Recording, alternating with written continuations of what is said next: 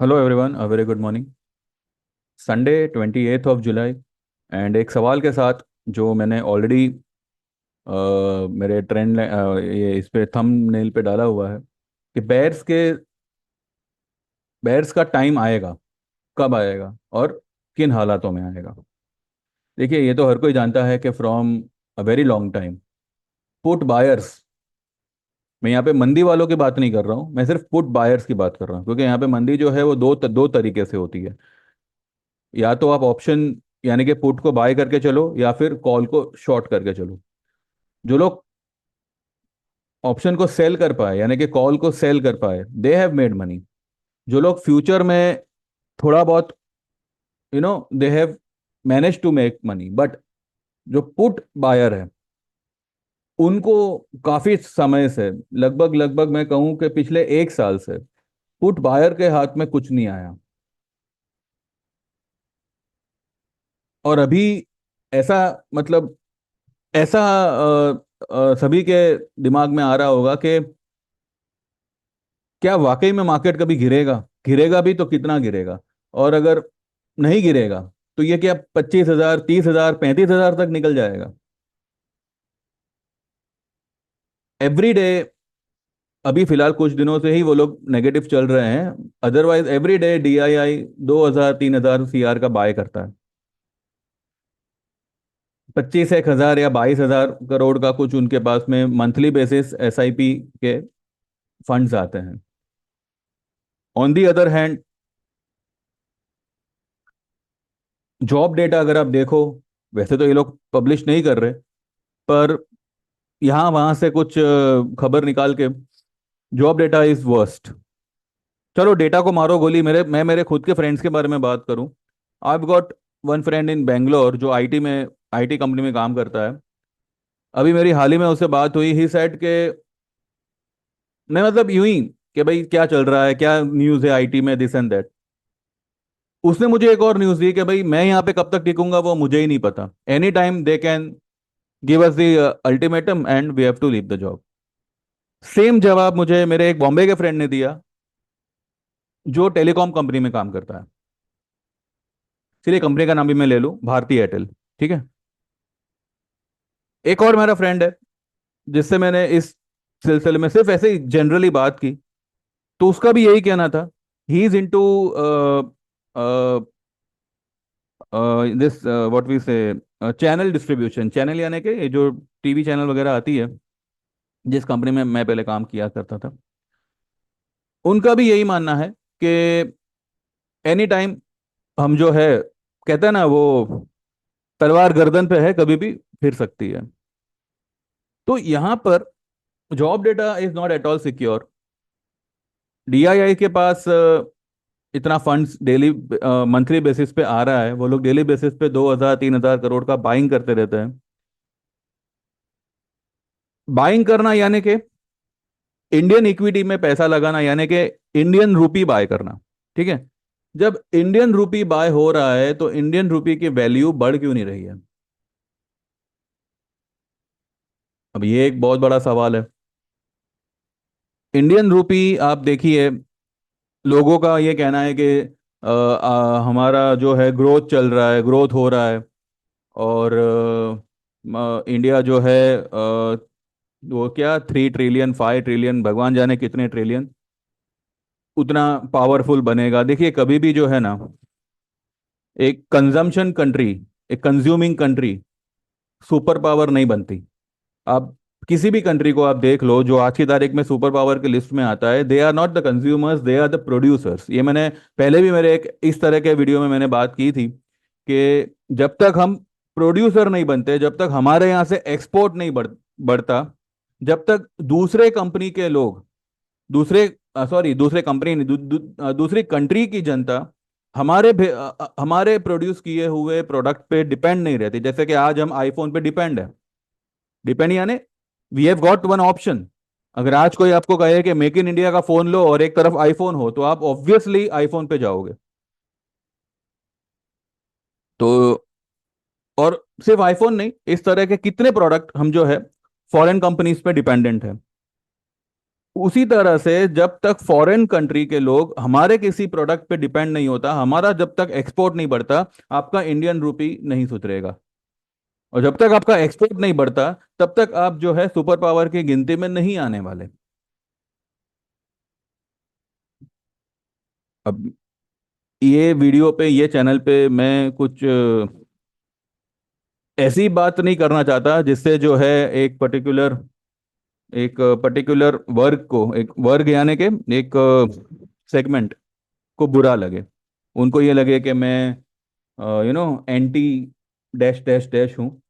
लेकिन देखिए, यहाँ पे कोई एंटी नहीं है, यहाँ पे सिर्फ एक सवाल है।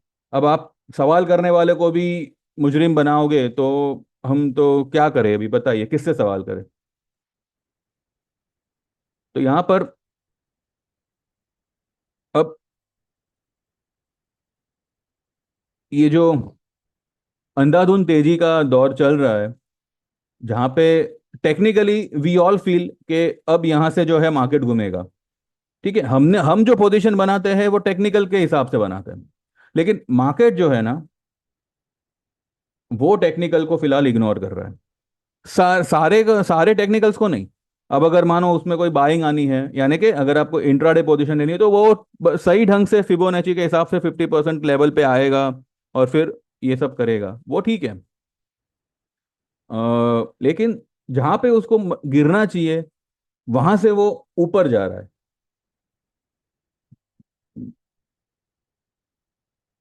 अब देखिए क्या है कि पिछले, अगर हम इस साल की बात करें, तो इस साल में दो ऐसे इवेंट, तीन इनफैक्ट तीन ऐसे इवेंट थे जहां से एक टर्न अराउंड का एक होप था।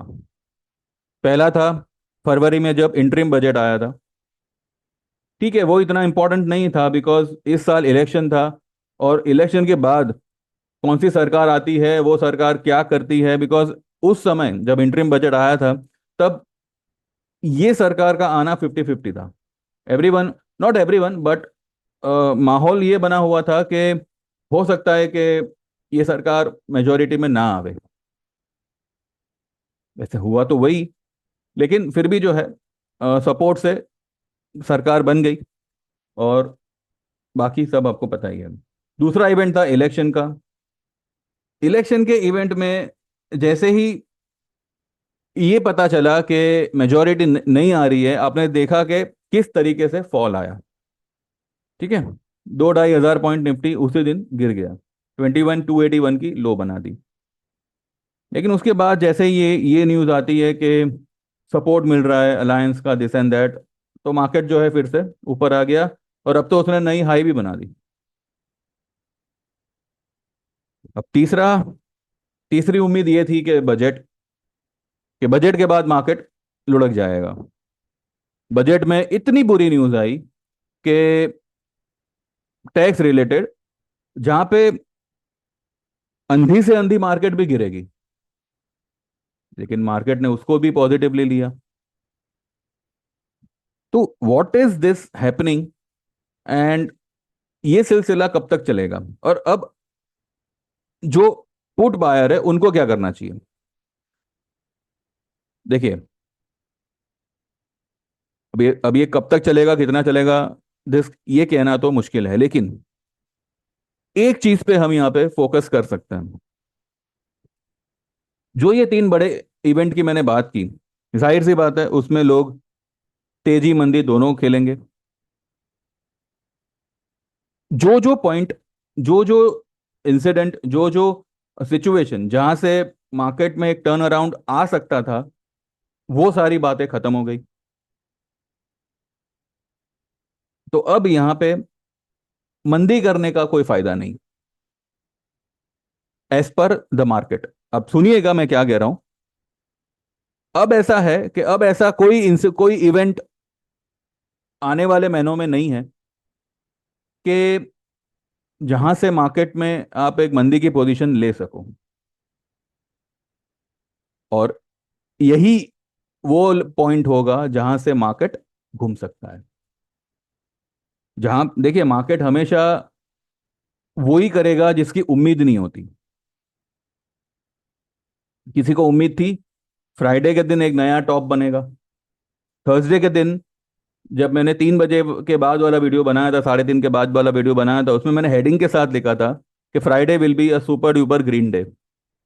ठीक है। सुपर डुपर ग्रीन डे लिखने के बाद मार्केट जो है एक नया टॉप बनाता है।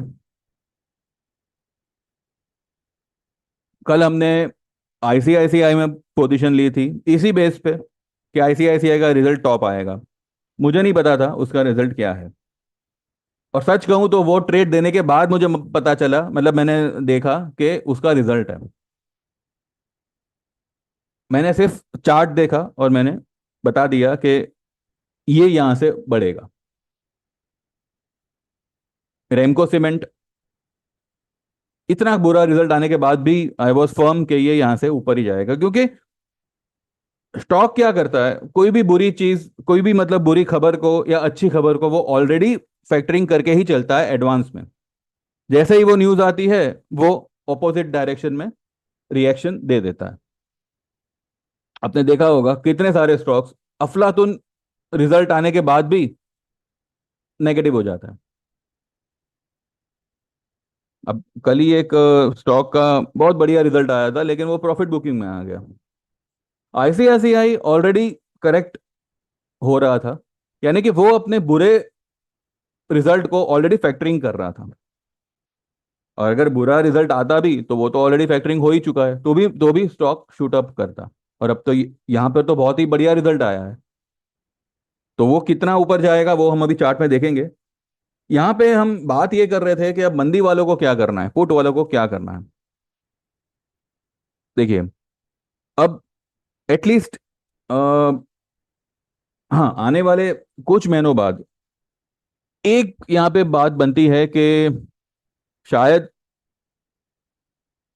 पीएम रिटायर हो। अब ये जो रैली है, क्या ये बीजेपी की वजह से है या सिर्फ और सिर्फ पीएम की वजह से है?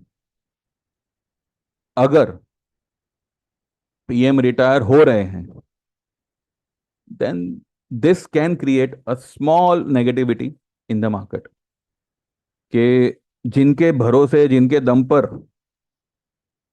इतना सारा पैसा लगा मार्केट में, अगर वो रिटायर हो जाएंगे तो तेजी भी शायद रिटायर हो जावे। ये एक पॉसिबिलिटी है। और दूसरा, इस साल जो है यूएस इलेक्शन है। अब यूएस इलेक्शन तक मार्केट क्रैश नहीं करेगा, लेकिन करेक्शन दे सकता है। करेक्शन यानी वही 1000-1500 पॉइंट ये दे सकता है। अब डेली में मार्केट के पास में जगह है, डेली चार्ट में। वीकली में भी सो है, लेकिन monthly is super duper overbought. Monthly monthly chart में जो इंडिकेटर्स है वो हाईली सुपर हाईली ओवरबॉट है। 25,000 फिलहाल कल का सीन लग रहा है। और अगर ज्यादा कुछ ओवर स्ट्रेच किया मार्केट को तो मे बी 25,300-400 ये लेवल तक मार्केट जा सकता है। तब अगर वो लेवल तक गया तो ऑब्वियसली उसका डेली चार्ट भी जो है ओवरबॉट में आ जाएगा, weekly will be highly overbought, और मंथली तो पूछो ही मत। तो ये आने वाले 1-2 दिन जो है ना, ये मार्केट में एक अच्छी खासी तेजी करके एक ओवरबॉट लेवल पे मार्केट को फिर से ला सकता है। तो अब यहां पर अगर कोई मंदी आती है, कोई गिरावट आती है, तो वो कितना सस्टेन करेगी, this we don't know. Better आप लंबे समय की पुट ले लो, जो मैंने ऑलरेडी आप लोगों को लेने कहा है। अगर आपको 500-1000 पॉइंट का फॉल मिलता है, 700-800 पॉइंट का भी फॉल मिलता है। अब जैसे कि हमने पिछली बार ली थी, 700 रुपए की पुट जो थी वो 900 950 तक चली गई। वहां पे आप बुक कर लो, unless and until monthly closing 23,900 के नीचे ना आ जावे। अगर मंथली, क्योंकि ये मंथ की जो लो है, चले चार्ट पे चलते हैं उसके बाद बात करते हैं।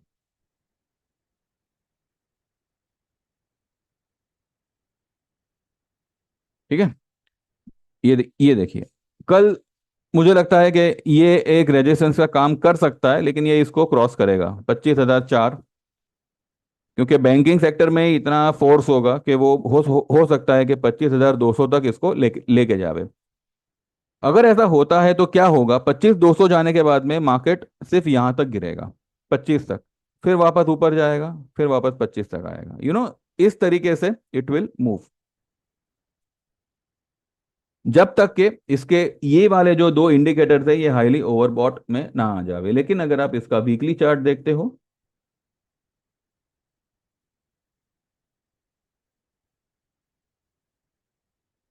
वीकली चार्ट में जो इसका स्टोकेस्टिक है it is at 96, and RSI है 77, it has got some sort of place. Monthly अगर आप देखते हो, मंथली में इसका स्टोकेस्टिक है 96 और इसका आरएसआई है 81। ये मैंने मंथली बेसिस पे इंडेक्स का आरएसआई कभी भी मैंने 81 के ऊपर बहुत कम देखा हुआ है। आज ये 81 है। ये मंथ में भी अगर इसने एक बड़ी तेजी में अगर बंद कर दिया तो ये हो सकता है 82 83 तक निकल जावे, 85 तक निकल जावे। एक पॉसिबिलिटी यहाँ पे बनती है कि 31 जो है, जो जुलाई की आखिरी डेट होगी, वेडनेसडे का दिन होगा, ये हफ्ते में, ये 2 दिन में, मंडे ट्यूसडे जो भी हाई मार्केट बनाएगा, मुझे लगता है 31 के दिन जो है मार्केट में एक एक एक सेलिंग आ सकती है। फिर वो शायद 1 तारीख 2 तारीख को भी कंटिन्यू रखे, क्योंकि अभी क्या है ना, अभी लोगों के जहन में अग्रेसिव मंदी नहीं है। क्यों? क्योंकि अभी कोई ऐसा इवेंट नहीं है कि जहां से मार्केट टर्न अराउंड हो जावे।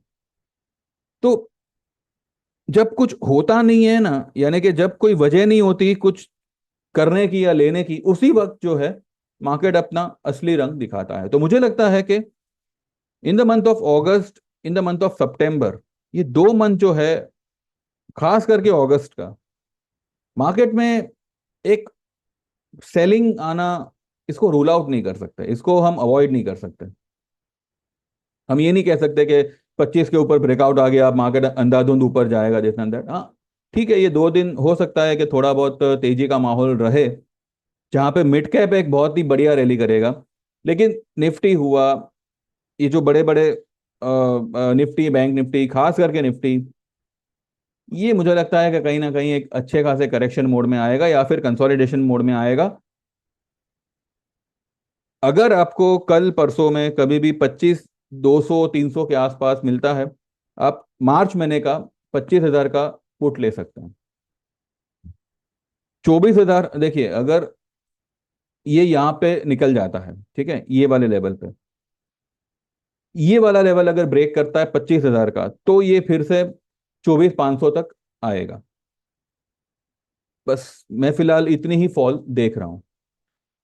स्टेप बाय स्टेप हम जाएंगे। 24,500 का लेवल अगर ब्रेक करता है तो ये लेवल तक आएगा 24,300, जो कि ये है। ये ब्रेक करने पर आपको ये वाला लेवल मिलेगा 23,700 का। तो फिलहाल मैं सिर्फ इतना ही एक्सपेक्ट कर रहा हूं, 25,200 300 से 23,700 इन द मंथ ऑफ अगस्त। लेकिन इसमें भी जो है, देखिए क्या है, निफ्टी है, और हम पहले भी देख चुके हैं कि निफ्टी के जो प्रेडिक्शंस है वो मार्केट फेल किए जा रहा है। स्टॉक वाइज हमने बहुत ही अच्छा काम किया हुआ है पिछले 10 12 दिन 15 दिनों में। कितने सारे ऐसे स्टॉक्स हैं जो बहुत ही बढ़िया रैली कर कर गए हैं, 40 50% का तो आपको खड़े खड़े मुनाफा दिया हुआ है। इवन 100% के ऊपर भी, ये MTNL वगैरह, 40 रुपए का स्टॉक हमारा बाइंग था। आज ये स्टॉक कहाँ पे आ गया, 90 के आसपास आ रहा है। हम तो ठीक है, चलो भाई, 40 में लेके हम 55 60 के आसपास निकल गए। लेकिन स्टॉक इतनी बढ़िया रैली कर गया। तो यहाँ पर जो है, अगर आप कोई पोजीशन लेते भी हैं तो मैं यही कहूंगा कि मार्च की लीजिएगा, टाइम लेके चलेंगे, और एक लॉट से ज्यादा काम मत करिए। अब यहाँ पे लोगों को तकलीफ कहाँ होती है कि वो लोग जो है वीकली ले लेते हैं 10 लॉट 20 लॉट। 50,000 का माल एक ही 15 दिन के उसमें खत्म। ऐसा पागलपन मत करिए, क्योंकि ये भी जो है 50-50 है निफ्टी के लिए। हाँ, पुट पुट तो हम लोग भी लेंगे। 25, 200, 300 के आसपास आया तो 25,000 की पुट तो हम भी लेंगे। लेकिन अगर मार्च की होगी, तो अगर अगस्त भी धोखा देके गया तो सितंबर तक हमारा प्रॉफिट आना चाहिए। ठीक है, वैसे मुझे लगता है कि अगस्त में ही आना चाहिए, क्योंकि अब इस वक्त जो है कोई इवेंट नहीं है। और जब कोई इवेंट नहीं नहीं नहीं होगा तो अग्रेसिव मंदी में कोई नहीं होगा। ठीक है। और जब मार्केट में से मंदी का जो सौदा है वो अगर रिड्यूस हो जाएगा, तो मेरे ख्याल से जो ये बड़े लोग हैं, जो ये बड़े सेलर्स हैं, वो ऊपरी लेवल को यूज करेंगे माल को डंप करने के लिए।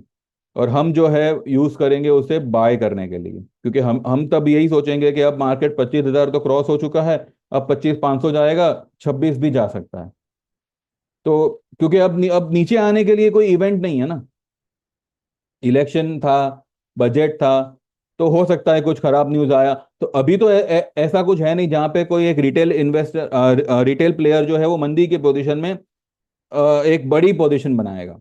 ठीक है, एक आध दो लॉट शॉर्ट हुआ तो ठीक है, लेकिन एक बड़ी पोजीशन को शॉर्ट करना, अभी कोई ऐसा सीन नहीं बन सकता। ठीक है।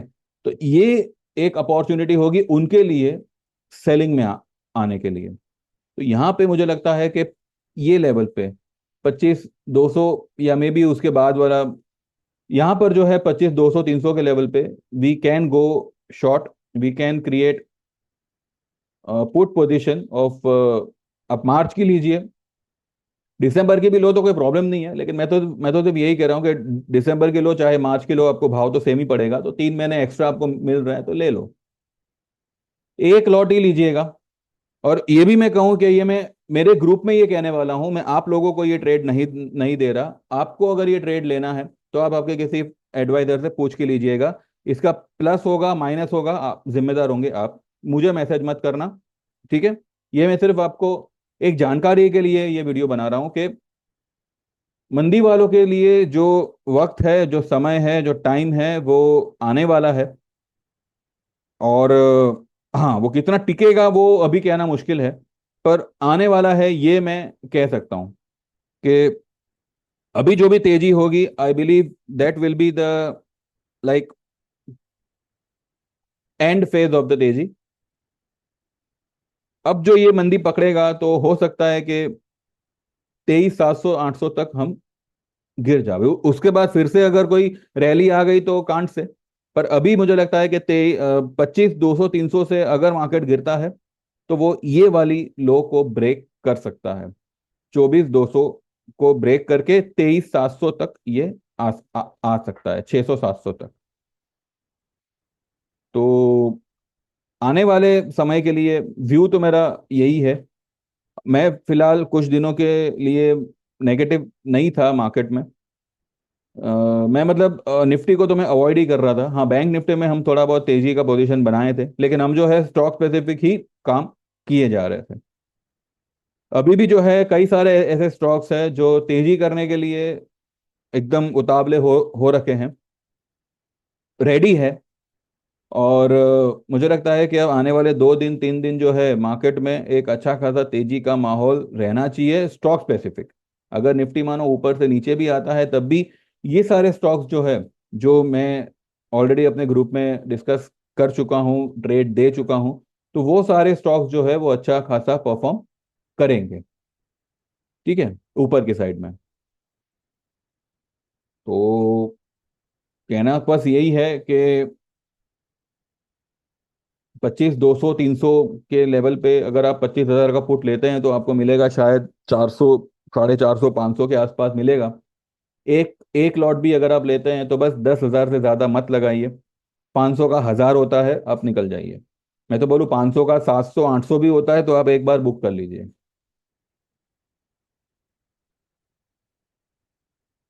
फिर देखते हैं 23, ये लेवल अगर आ जाता है अगस्त में, देन वी विल सी के अब आगे क्या करना है। और अगर मानो कुछ अग्रेसिव सेलिंग आई और ये लेवल भी ब्रेक करता है, देन फिर हम देखेंगे, फिर तो है ये 22 22 800 तक भी लुढ़क सकता है। लुढ़कने को तो देखो भैया, बहुत से लेवल्स है नीचे। अगर आप गैप फिल करने की बात करो तो कई सारे लेवल पे मार्केट ने गैप छोड़ा हुआ है, लेकिन अब कुछ वो मूवमेंट दे तो हम आपको ट्रेड दें। अब वो मूवमेंट ही उल्टी दे रहा है, तो मैं क्या ट्रेड दूं आपको अभी। तो बात यही है। तो बस ध्यान दीजिएगा, और जो भी है आपके फाइनेंशियल एडवाइजर से एक बार बात करके ही जो है आप ये पोजीशन लीजिएगा, मेरा इसमें कोई रिस्पॉन्सिबिलिटी नहीं रहेगा। हाँ, मैं मेरे ग्रुप में ये रेकमेंड करूंगा, वो अलग बात है। तो अगर आप चाहो तो मेरे ग्रुप में शामिल हो सकते हो। 3 महीने का, 6 महीने का या 12 महीने का यू कैन ज्वाइन। 3 महीने का चार्जेस है 3,000 के, 6 महीने का चार्जेस होगा 5,000 का, और 12 महीने का चार्जेस होगा 8,000 का। सिर्फ और सिर्फ 12 महीने वाले में ही आपको टेक्निकल कोर्स सीखने मिलेगा, without paying anything extra, anything additional. ठीक है, सब कुछ आपका 8,000 में ही आ जाता है। ठीक है, और तीनों में आपको हर तरह का ट्रेड आएगा। ऐसा नहीं कि मंथली में अपना 3 महीने में ये ट्रेड आएगा और छः, सब में एक एक ही ट्रेड आपको हर एक प्लान में आएगा। ठीक है, तो इतना भरोसा रखिएगा, इतना थोड़ा होप रखिएगा कि मंदी वालों के लिए अब दिन ज़्यादा दूर नहीं है। वो टाइम जो है जिनका वो वेट कर रहे थे वो ज़्यादा दूर नहीं है। एंड बस थोड़ा होप रखिए, थोड़ी हिम्मत रखिए। और अब क्योंकि मार्केट वैसे भी जो है कहते हैं ना कि अनप्रेडिक्टेबल है, तो मंदी में इतनी पोजीशन मत बनाइए। मैं तो कहूँ कि ऑप्शन अगर आप कर रहे हो ना, तो एक या दो लॉट से ज्यादा पोजीशन बनानी ही नहीं चाहिए। चाहे आप, और वीकली तो आपको करना ही नहीं चाहिए, लेकिन फिर भी कुछ पागल लोग हैं जो वीकली में मरेंगे। उसके उनके लिए है, कुछ नहीं कहा जा सकता। वो लोग बने ही हैं मरने के लिए। ठीक है, और जिनको वाकई में कमाना है, तो आप दिसंबर के या मार्च के 25,000 के पुट ले सकते हैं अपने एडवाइजर से पूछकर, और एक या मैक्सिमम टू मैक्सिमम 2 लॉट। ठीक है, तो बस यही एक मेरा व्यू था। बाकी stock wise we are super duper bullish. कौन से स्टॉक्स? Mid cap stocks. ठीक है। हाँ, कल आईसीआईसीआई अच्छा प्ले करेगा। आईसीआईसीआई एक बार देखते हैं, चलिए कहाँ तक जाएगा वो एक बार देख लेते हैं। देखिए, आईसीआईसीआई ये यहाँ से लुढ़क रहा था। ये अच्छा खासा इसका सपोर्ट था 1170। इसके नीचे ये नहीं जाने वाला था, और उसी दिन ये ऊपर निकल गया 1220। ये यहां तक जाएगा 1282, इसको क्रॉस भी कर सकता है। लेकिन मुझे लगता है कि 1282 तक जाना चाहिए, वहां से ये फिर लुढ़केगा।